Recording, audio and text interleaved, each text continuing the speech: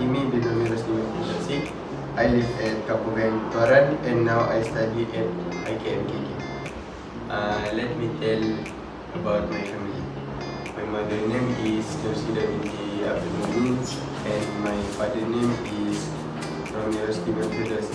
I have 3 siblings. Actually, I'm the oldest one. My little brother name is Muhammad bin University. He school at Escrapbook. Secondly, my little sister name is binti University. She is 7 years old. She school at SK Gayam Tuaran. That's all about my family. Secondly, let's talk about hometown. My hometown at Kampung Gayam Tuaran. My hometown is so beautiful and relaxing. Next, let's talk about early childhood memories. Talking about my childhood memories, I have many unforgettable memories between my childhood memories. I never forget. I with my brother play football together in the evening. Mainly about primary school, secondary school memories. This is part 2. When I was 6 years old, I preschool at Gaya. Soon after I and my family need move at Kampung Haganan, I also moved to preschool at Pekantuaran. I school at Pekantuaran until I 10 years old. Next, when I was 10 years old, I moved to Sekolah Kebangsaan Gayam Tuaran. I don't get many friends, but in a new school, I also involved at track and field until I got many friends. Lastly, when I 18 years old, I moved to Institute Kemahiran Mara Kota Kinabalu, and in IKM, KK, I got learn many things like doing wiring and new subject. Let's talk about part 3. My name is Mohd, and I believe that every person has unique journey by their experience and skill. Let me share about mine. I very like to play football. I learn all of my skills in football in YouTube. So I think I'm very unique and very different with another people. I represent my school in sport when I 10 years old. We get champion in the competition. Thirdly, let's talk about hobbies. I have many hobbies like the futsal, fishing, and playing games. I also like to play games like PUBG Mobile. When bored to release stress, I started to play PUBG Mobile when I 14 years old. My cousin asked me to try the game. Lastly, let's talk about ambition and dream. Since childhood, I have aspired to become a police officer because my mom is supporting me to be police officer. Nextly, let's talk about part 4. The important value in your life motto: greatest strength and weakness.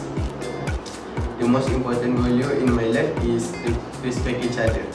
When we respect each other, we learn how to treating them with dignity and maintaining positive relationship. We should always respect each other to regardless of our differences. Secondly, I saw interested about this motto. If you want to give up, try to remember why you start in the first place. In the motto, we learn not to give up easily, and if we tired, try to rest again. Thirdly, my greatest strength. I can play various sports like football, takraw, volleyball, and futsal. I think I have talent in sport because I always play the sport when I have a leisure time. Lastly, my weakness is very afraid of cats. I got traumatized when I was little. When I 7 years old, my hand is injured because the cat scratched me, so I really scared with cats. Let's talk about part 5. The most unfortunate situation you ever face. Everyone has faced unfortunate situation. We will never know when we will face an unfortunate situation. Just like proverb, bad luck does not have a escape. So we need to be careful if we don't want bad things to happen. My first situation, I got lost alone with my family and I went to Kuala Lumpur.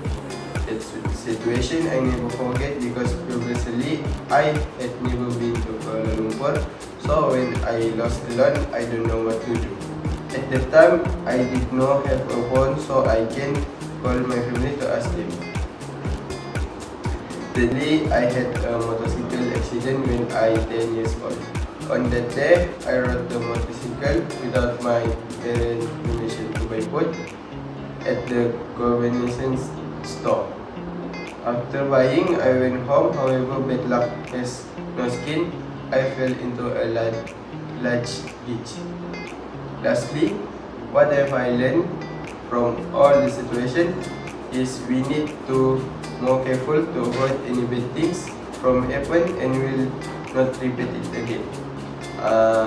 Last part 6, current issue, life before, during, after the pandemic COVID-19. During the 2020, it was announced that the coronavirus pandemic has spread worldwide. Coronavirus is a respiratory disease that is very dangerous. Many workers very let off due to the coronavirus because the country economy declined. Secondly, very drastic increase on March 16, 2020. The Prime Minister of Malaysia, Tan Sri Mohd declared to implementation of the Movement Control Order (MCO). Effective from March 18, the MCO result in many people being laid off due to the country income continuing to decline. Thirdly, after the pandemic COVID-19, my daily life returned to normal. The MCO is no longer in effect. All workers and students return to work and school. Thirdly, after the pandemic COVID-19, my daily life returned to normal. The MCO is no longer in effect. All workers and students return to work and school. Lastly, COVID-19 has a significant negative impact on the country's economy as well, causing many deaths as it spread across the nation. According to the statistic I obtained from Google, a total of death is 36,387 has been recorded. That's all from my assignment. Thank you.